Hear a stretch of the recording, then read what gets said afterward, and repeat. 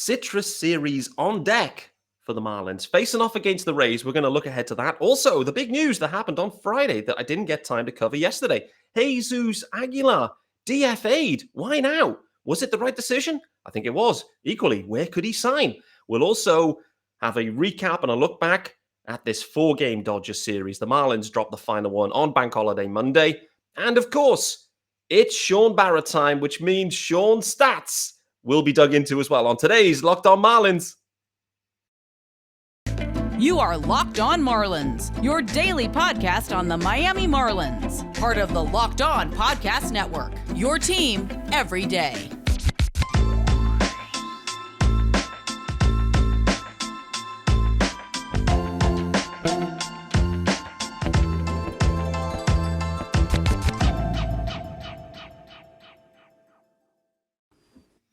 Greetings from England and welcome to Locked On Marlins. This is your daily Marlins podcast with me, Peter Pratt.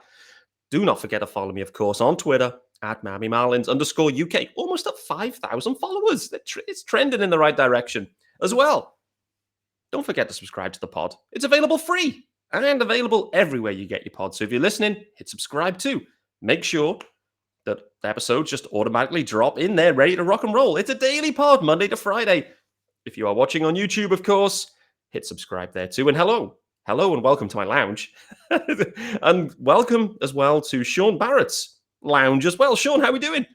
I'm not too bad, Pete. I'm a bit all over the place. It's not Monday. There wasn't a weekend sweep. I'm not quite sure where we are right now. I feel you, mate. I feel you. And it's almost 10 o'clock p.m. UK time on a Tuesday. We are completely out of sync here because normally we'd be doing this on a Monday, but bank holiday got in the way. As I mentioned on yesterday's episode that I ended up dropping this morning because I ran out of time. It was a bank holiday. It was a day with the family. It got boozy. There was more wine, no doubt about it. And so I'm feeling jaded today, I think is a fair assessment. And as well, because of this fact, I've only just gotten back home from staying in Liverpool last night. I haven't really seen any baseball from yesterday. I saw Tony Gonsolin decided that he was scared of the Marlins offense, so decided to put himself on the IL to protect his Cy Young candidacy potentially. But I didn't see any of yesterday's game, another extras for the Marlins. But nevertheless, we've got a packed show, of course, guys, as we always have with Shaun. And it's going to follow the similar path. We're going to look back to the Dodgers series, key takeaways. Also, Shaun's stats. I know we'll have 1, 2, 3 of them queued up that we can kind of dig into in some of the numbers.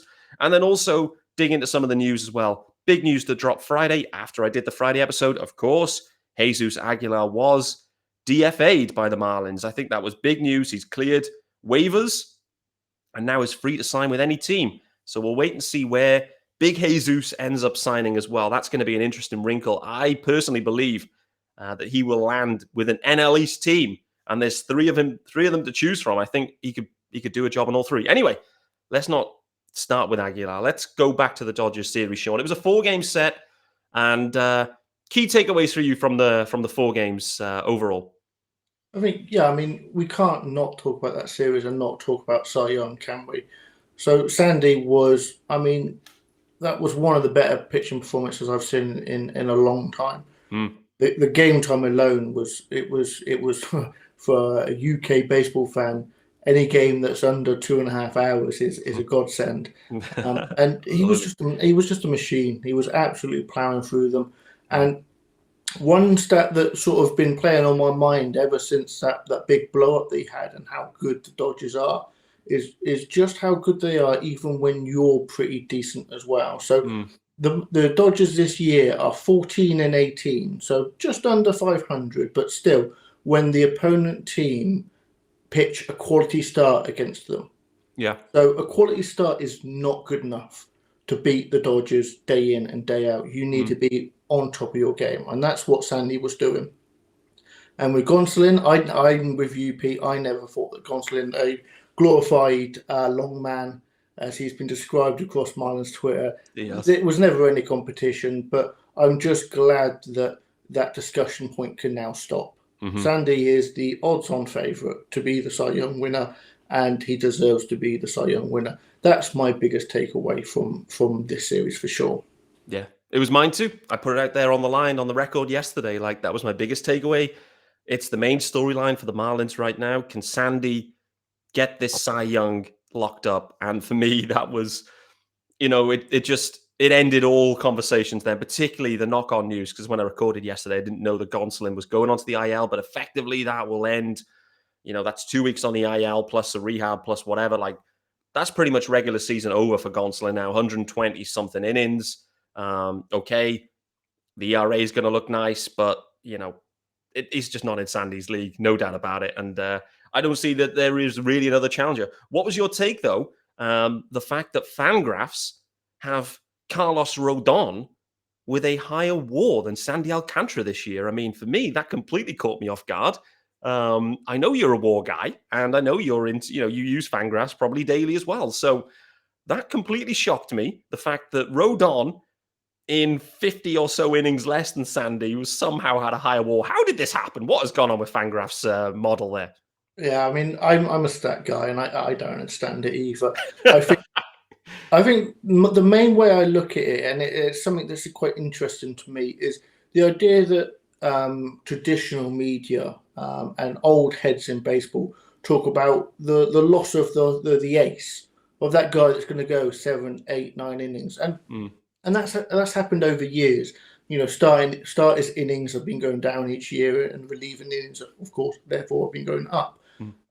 So for us to have what is essentially a unicorn in Sandy, who's going, 7, 8, 9, pretty much every single night, for them, and let's be honest, they're the people that are going to be voting for this. It's the traditional guys, it's the old school guys.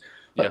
If they don't vote for Sandy this year and they vote for a guy with 150, 160, I think you've got to get to 162 just to be qualified.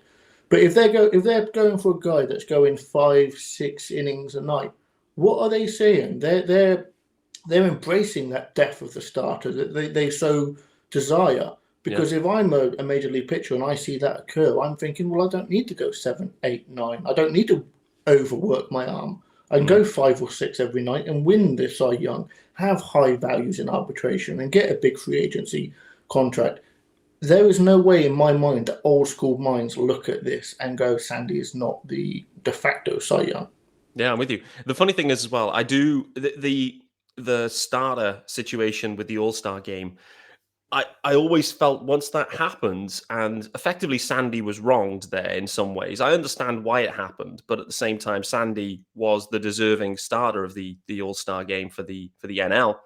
And I always felt at that moment that come decision time for Cy, they would look to right and correct some of that wronging at that point. The reality is it's not going to be close anyway, and so it doesn't matter. Has there ever been? I guess there probably has been. I'm asking this question and in a blind way because I don't know the answer and I don't know how it works, but has there ever been a unanimous Cy in terms of first place? There probably has at certain times. I don't really know how it's how it all feeds in, but let's assume it's happened before, but I think Sandy will be close to that. Like, it's going to feel like it should be unanimous that he will be the first place on pretty much everyone's ballot. But I don't know. I feel like there was that DeGrom year a few years back where he was like clearly miles ahead of everyone as well in like 2018 maybe, or 17. I forget the year. Maybe that was one. I don't know. Anyway, my main takeaways, in case you guys haven't listened to the Monday episode, and firstly, go back and listen to it. It's a solo pod. My main takeaways were 2 things. Sean's already covered one. So the other one I'll just kind of add on there now in case you haven't heard it, was the attendance on Saturday, the atmosphere, everything. All of the factors were in the Marlins' favor there in terms of getting bums on seats, Dodgers in town, Sandy going, later game on a Saturday, City Connects, Venezuelan Heritage Night. But that is what we're looking for. If you build it, they will come. There are people in and around in South Florida, in Miami, that want to come and watch baseball. They do. They've shown it there on the Saturday. That's what the Marlins are aspiring to make more of a norm, not just a one-off, opening day and the odd Heritage Night. The Marlins really need to try and crack that. And if they do, I think everything will flow from that. The players will play better. The opposition will maybe play worse. They'll have more money to spend, less jokes about attendances. All of this stuff, it all stems from getting the bums in the seats And that starts from putting a quality and fun and entertaining product on the field. The Dodgers were in town. They are a quality and entertaining product. And so I think they had a lot to do with it. The Heritage Night, I guess, did too. Sandy Alcantara, he is an entertaining product. So all of these factors combined led to 25,000 in the ballpark. It was great to see. The atmosphere was great. And Sandy, with the complete game and the win, perfect. And I heard so many people saying it was their favorite Marlins game of the year and their best atmosphere they've had in the ballpark for some time. It's great to hear. So with that being said, actually, Shaun, any further thoughts on that? And then we'll get into the ad and then cut away into your stats segment. I mean, I'm always a fan of big, exciting games where the Marlins draw. And thankfully that they, the 25,000 people there, that hopefully most of them were probably Dodger fans, but let's move on. Enjoyed the game. I think, anytime that the Marlins can bring that electricity to Miami, because we know we've talked to death about attendance and the idea that you need to bring a something that someone wants to go and see. This is a party town. Miami it's there's no such thing like that in the UK. That's for sure.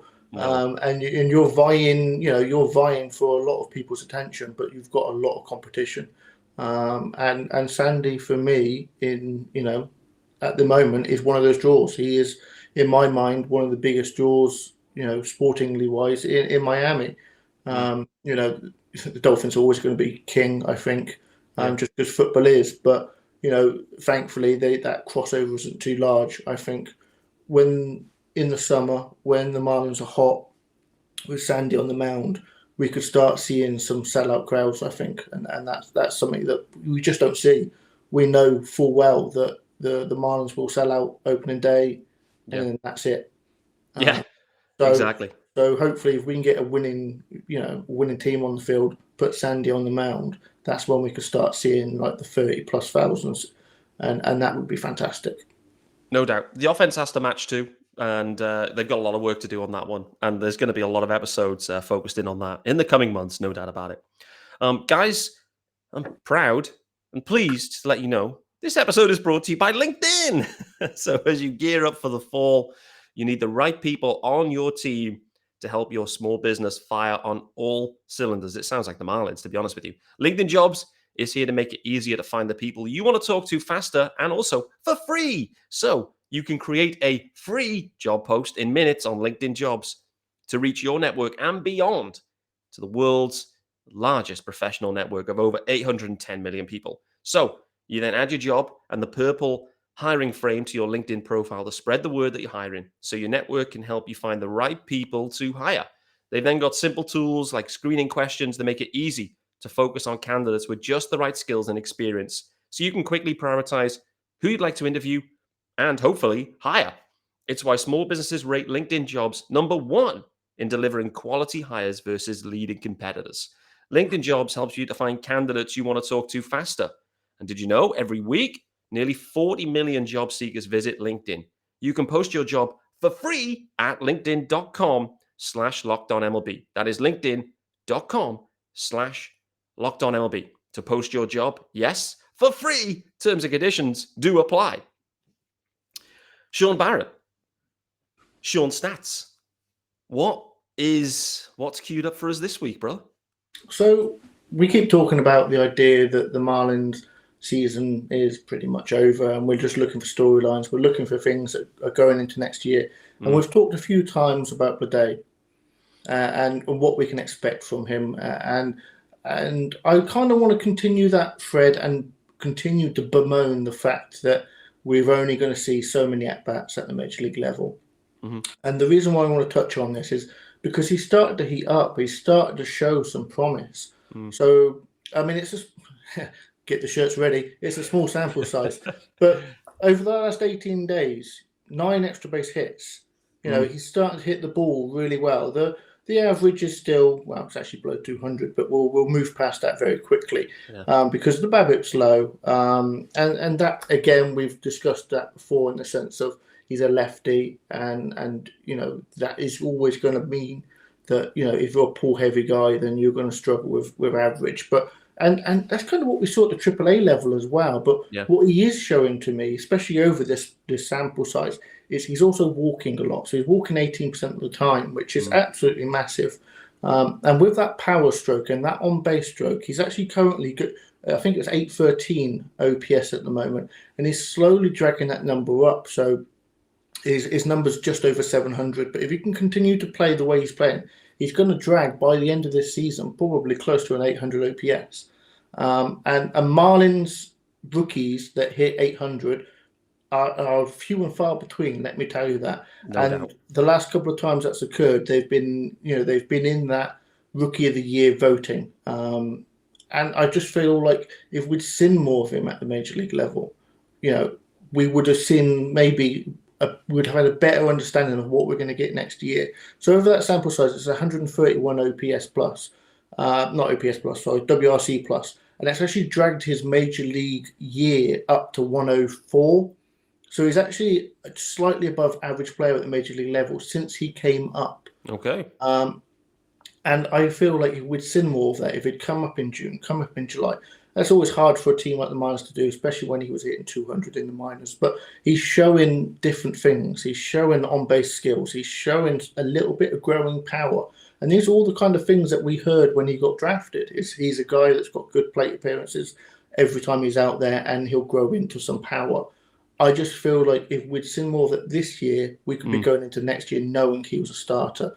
But if he can continue it, I think that discussion point's going to start to grow. Talk to me about confidence levels you have in Bleday now, like looking ahead to next year. Where are you at in kind of what the numbers are telling you, what your eyes have been telling you with him? Like, let's assume there's a spot up for grabs and Bleday's in the hunt. Like, let's say, similar to Jesus Sanchez, it's kind of like a similar spot where he's kind of inked in to start. Let's even say it's center field. Like, they just say, hey, do you know what? Bleday is going to be the starting center fielder next year.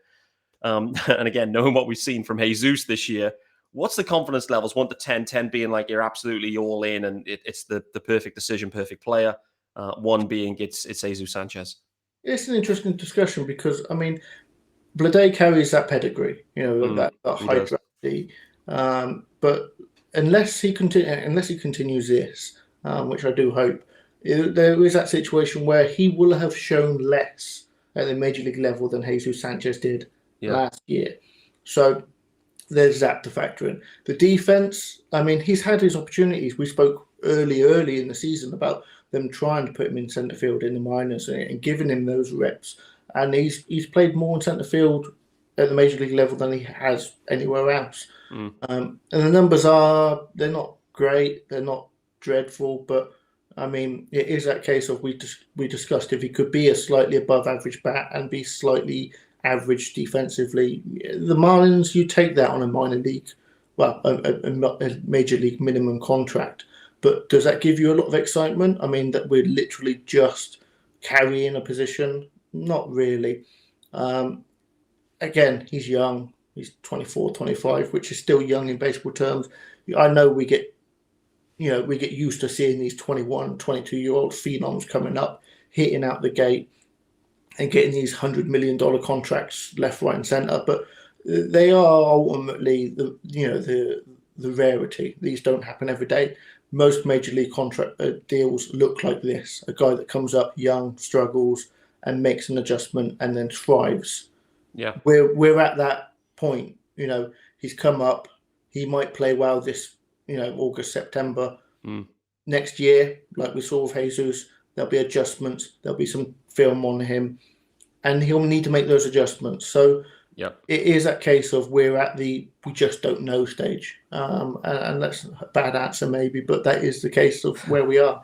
Incomplete. The assessment at this point is incomplete.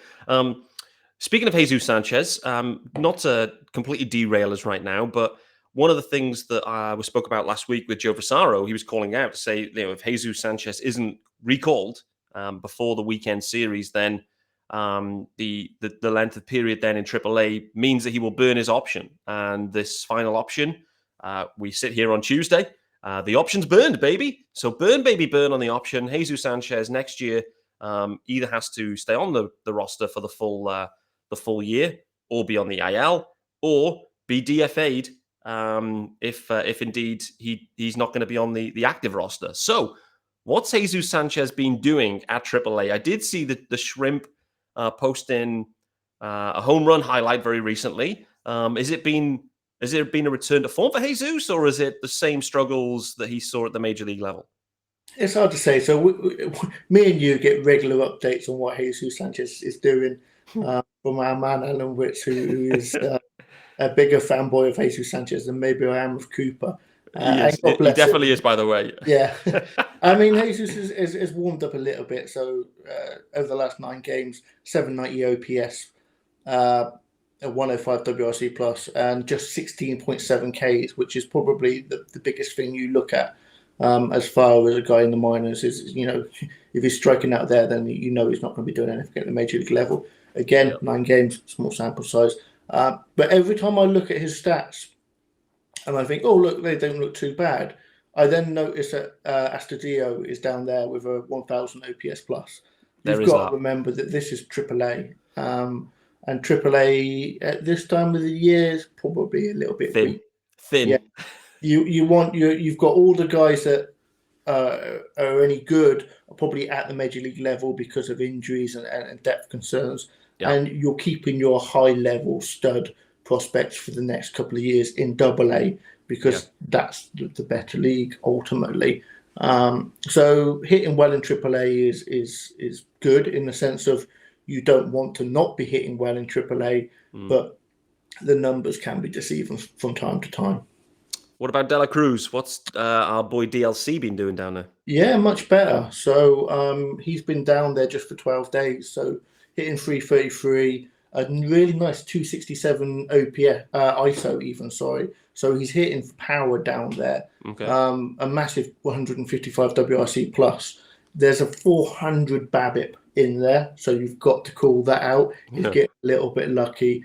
But ultimately, if I had to choose as we look towards Thursday and expanding our rosters, if I'm bringing one of the two up, I'm bringing up De La Cruz.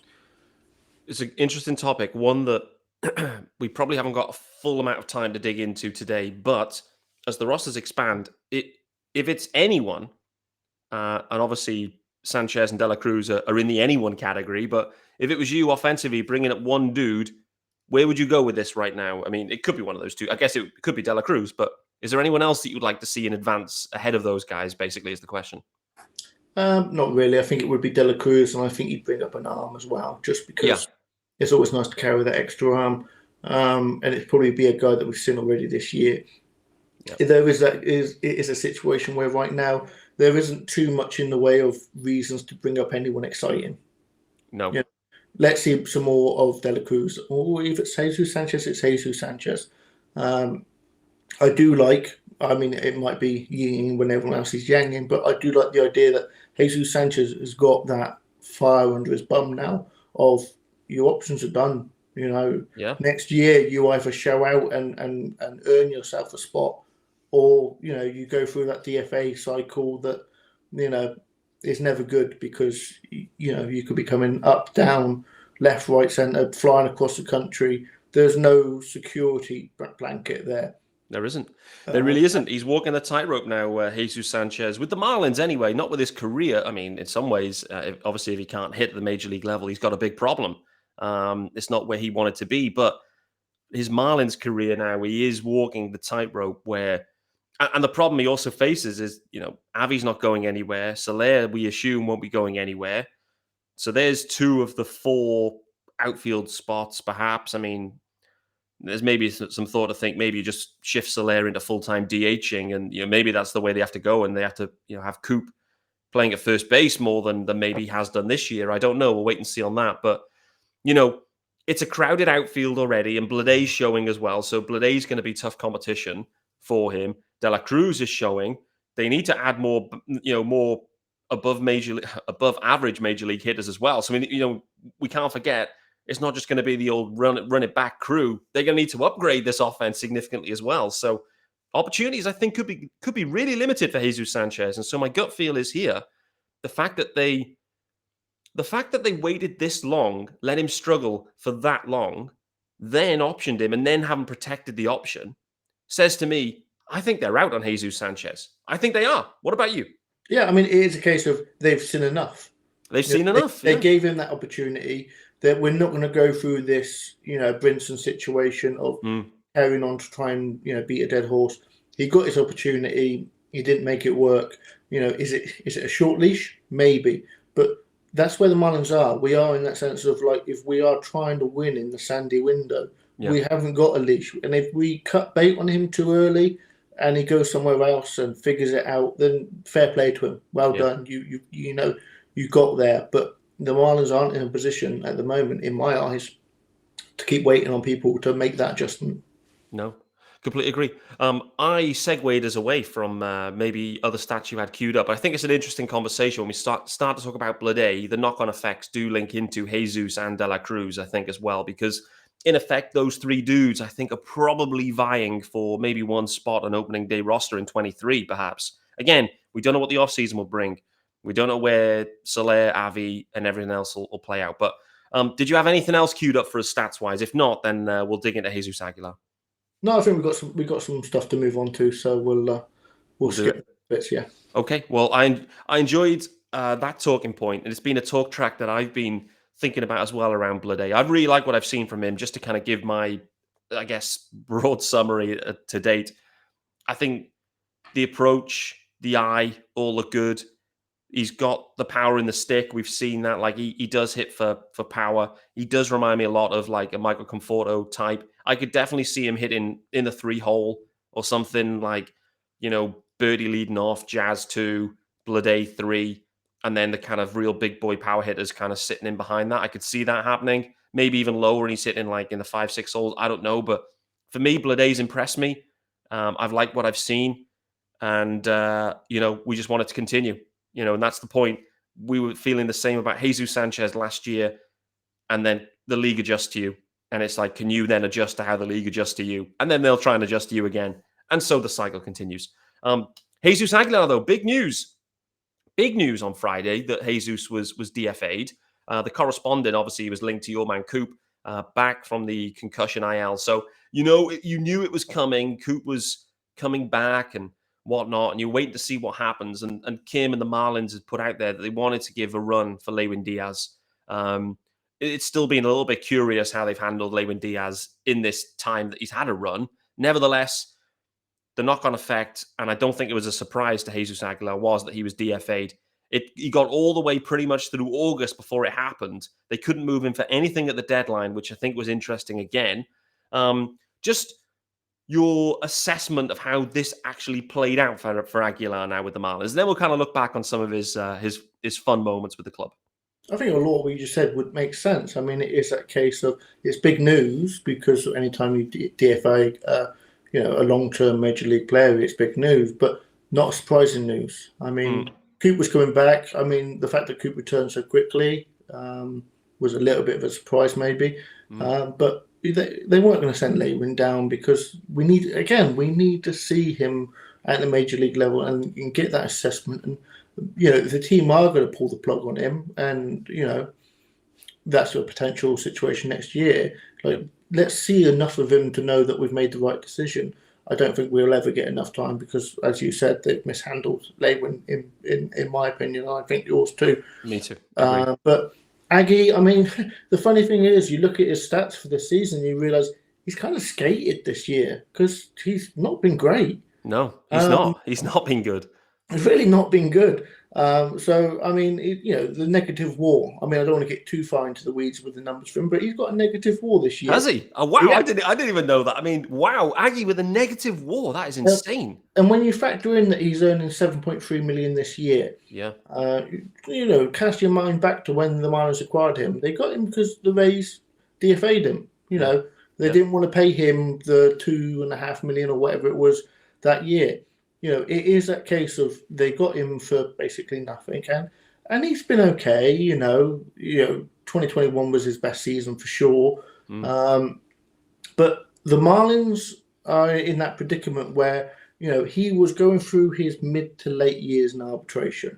They're spending a lot of money on him, and the WAR to dollar value it never really made sense. And it's something that I'm surprised it only took me this long to work out. Because I think maybe just the smile and the way he was in the clubhouse, you kind of just forgive him. Yeah. The numbers weren't too egregious, they were okay. But the Marlins aren't a team that can pay $8 million per war, which is essentially what they did over the life of the contract. If they do that, they're going to be a 60-win team. And look what we've seen the last couple of years. They've been a 60-win team. Yeah. The Marlins have to work in the margins. Like, could they have got the negative WAR value that they got from Lewin Diaz this year for the league minimum? Of course they could have done. Absolutely.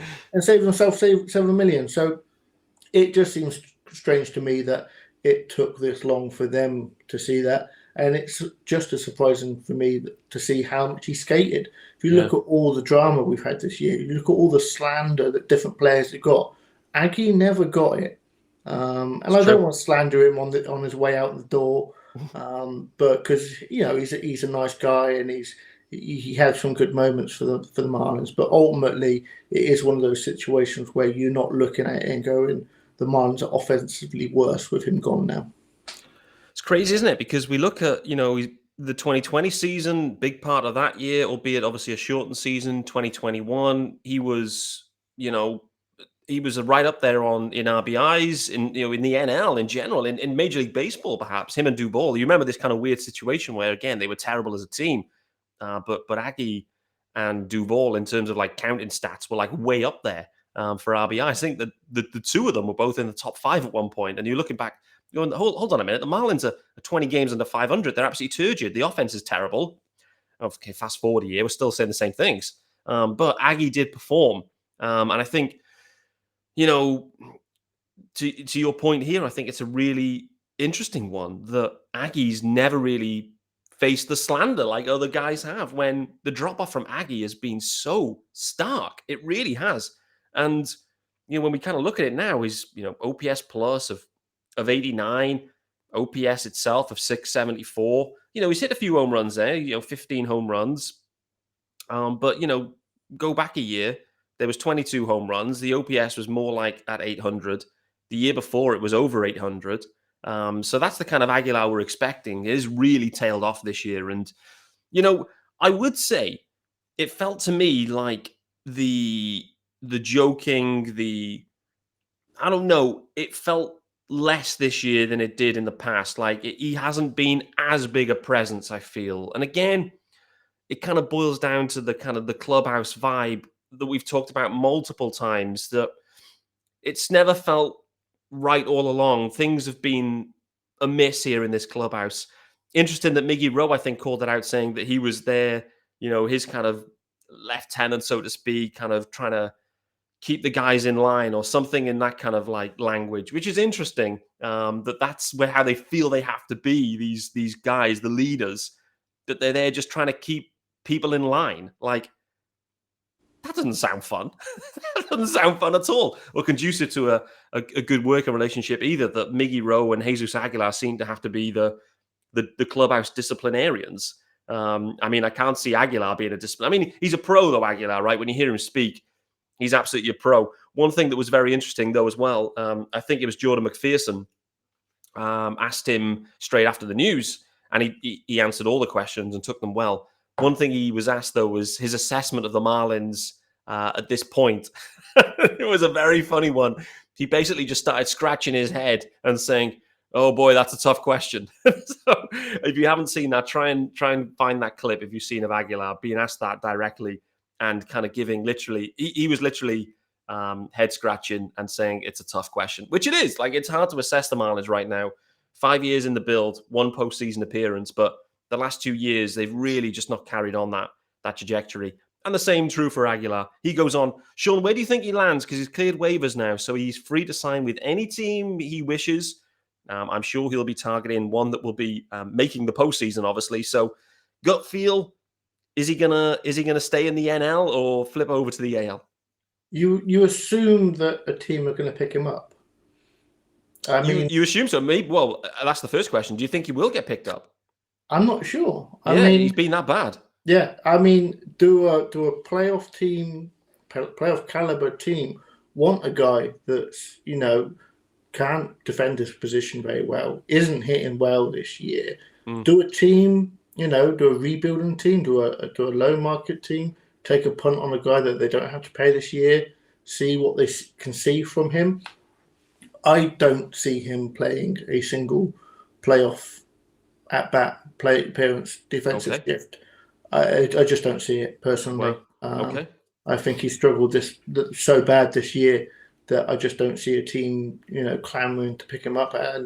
And if you're a playoff team and Aggie upgrades you, are you really a playoff team anyway? So, it's a valid point, again, because it comes back. If you look at Aggie's numbers this year, then he shouldn't be picked up by anyone. Like, he's been absolutely terrible. It was funny, though, after the deadline, I think it was anyway, after the deadline, he went on a little bit of a mini tear and hit a few homers in back-to-back days. So it was like the Marlins kept him. I think they were obviously actively trying to move him, but yeah, they obviously couldn't find anyone willing to. Maybe the other teams didn't want to eat the money or whatever it was. I don't know, but it's probably a big part of it. But nevertheless, Aggie, in your opinion here, doesn't sign with anyone and doesn't play and have another at-bat in 22. I actually think he will get a chance somewhere, and I think it will be in the NL East. One of those three teams, I think, would come and do something. And the thing is, we don't know about injuries, right? We've still got a month of the year to go. Clearly, injuries will impact things, but I don't know. I look, for example, at the Phillies, where I feel like their depth is tested quickly outside of their main dudes. So it wouldn't shock me if the Phillies made a move. Also, the Mets. Like, the Mets is interesting. They went and traded for Darren Ruff, I think, at one point at the deadline. I'm not sure what his numbers have been like. I think he's a platoon guy. But, the Mets definitely at certain points were like working out, where's Dom Smith going to play? Where's so-and-so playing? And it felt like there's maybe a few bench bats to have there. I don't know. So if it was me, Mets or Phillies, I think, could well make a move. And I'd probably lean towards the Phils. But, we'll wait and see. The Phils were at the deadline were DFAing their own dudes. Obviously, Didi Gregorius was gone. So they kind of cleared the decks to get some of the young talent in there. Shaun, we're way over time. Way over time as normal. On a Tuesday, we can't, it doesn't matter the day. It's just me and you. When we come together, the magic happens, mate. And we go on over for 30 minutes. And there's only one ad as well. So that is going to wrap us up, I think, unless there's any further thing. Actually, the Rays Marlins start tonight, a 2-game series. And you've got Luzardo going for the fish tonight. Tomorrow's starter is TBD. But the expectation perhaps is that Trevor Rogers makes his return. I haven't seen that report anywhere. I've just kind of guessed and assumed, but I think the timeline syncs. And obviously Trevor had a great rehab start last time out. They obviously ended up going a bullpen game, the Marlins themselves, on that day. Instead of a Brian Hoeing start, who has now also been optioned. So for me, I think Trevor returns against the Rays. I think that will be very intriguing. And the question will be is it the last rehab start, Trevor? Has something changed? Has he fixed anything? Or is it the same old Trevor? And then we're just back to that position of like, oh boy, like, is he going to be in the rotation next year? Like, it's going to be those types of questions. So Trevor Rogers back. Do you expect improvements from what we've seen this year? I think if he doesn't improve, if it's a continuation of what we've seen this year, and to be fair, the second half of last year as well, it would be concerning. Interestingly, as you said, the last rehab start, 6 innings, 12 strikeouts, pulled with a no-hitter going. Yeah. Normally that creates for some people, but obviously 87 pitches, I think it was, that he pitched that night. It's nice to see him mowing through AAA. We've already mentioned earlier, AAA lineups at the moment are pretty dire. So, but you'd rather see him pitch well than not well. Against the Rays, they're a good team. They're always a good team. They play the matchups well. The lefty righties for certain. So it'll be interesting to see what happens with him. But having him back is certainly a plus for the Marlins. I think so. No more bullpen days for sure. Yeah, that'd be good. I must say, just to call out right now, I absolutely hate series against the Rays. I always do, because they are so fundamentally sound and they just find ways to win. The games are always not great to watch. They're low scoring typically. Like, you come away going, boy, oh boy, we got swept in, 2-0 win by the Rays, and it was, 3-1 and 4-2, and the games were boring and nothing happened, but the Rays walk away with 2 wins, and you go, what the hell happened there? Let's hope that the offense just finally, somehow, this Marlins offense, as we get into September, they find a way to click and just turn themselves back around, because it's been such a prolonged, sustained period of just ineffectiveness offensively that it's almost impossible to be this bad for this long in baseball. Like, surely the luck god should kick in and they should start scoring more runs. But anyway, Luzardo going, Trevor Rogers, I think, will go. So 2 lefties going there. I think it's going to be some nice matchups. McClanahan going tonight for the Rays, so that will be great to see. I've not seen McClanahan pitch firsthand all year, so I'll be really interested to see what he's got. We know the Marlins have struggled against lefty pitchers, so McClanahan, if he gets rolling here, it could be a real tough day for this Marlins offense, I think. So, Shaun, thank you so much, as always, for joining me on Locked On Marlins on a Tuesday. Hope it felt okay for you. And, guys, we will be back tomorrow, of course. It's a daily pod, so subscribe. The Wednesday episode is with one of the GOATs. Jeremy Taché is in the house tomorrow. So, Jeremy Taché joining the show. Looking forward to that one, guys. It's going to be a fun episode, no doubt about it, on tomorrow's Locked On Marlins. But this is Tuesday's episode. Peter Pratt, Shaun Barrett signing out. Back tomorrow.